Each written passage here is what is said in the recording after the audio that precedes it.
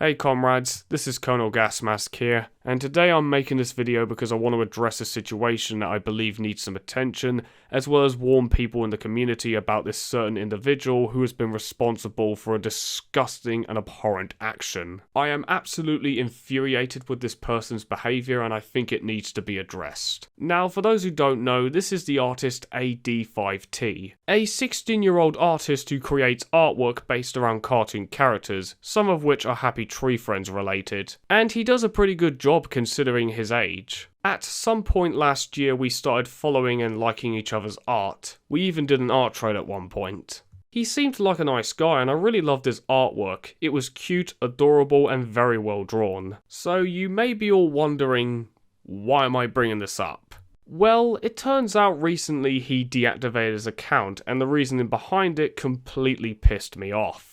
AD5T had been facing a considerable amount of harassment at the hands of a user named Running Bear, who allegedly went out of his way to cyberstalk and harass him and even went as far as to send death threats to him over extremely petty reasons. He tried blocking the user at first, but every single time he would evade the block by using alternate accounts and even encouraging other users to do the same thing to him. It got so out of hand that he had no choice but to delete his account at the request of his parents. Naturally, when I found out about this, I was extremely pissed off to the moon and back, and decided to confront him. And his responses to me, as well as several other users who also decided to confront him about it, were abysmal to say the least. And yes, as you can tell by a lot of these responses, he isn't really sorry for what he has done, but is sorry that he got caught. Now, I'm not entirely sure what this person's age was, but it doesn't really matter whether he is a kid or an adult. What he did was absolutely immoral. There is no getting around that. I did a bit of digging around on his account, and from what I can tell, it doesn't seem like AD5T is the only person he has been harassing.